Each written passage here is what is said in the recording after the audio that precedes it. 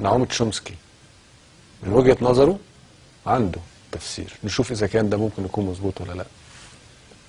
Those who addressed the hundreds of people who gathered to celebrate FAIR was the world-renowned political dissident and linguist Noam Chomsky. This is some of what he had to say.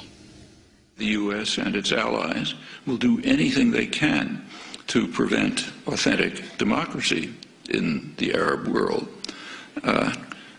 The reason is very simple. Across the region, an overwhelming majority of the population regards the United States as the main threat to their interests.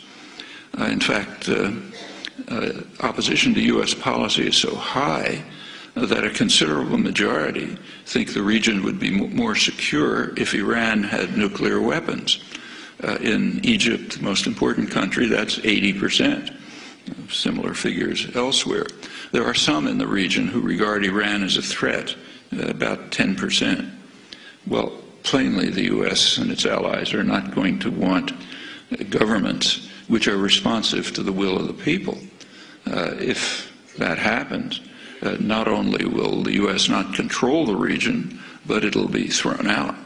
What about Egypt, most important country, but not a major center of oil production?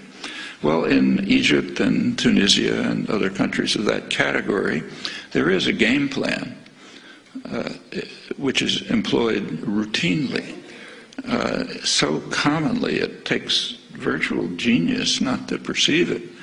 But when you have a favored dictator, for those of you who might think of going into the diplomatic service, you might as well learn it.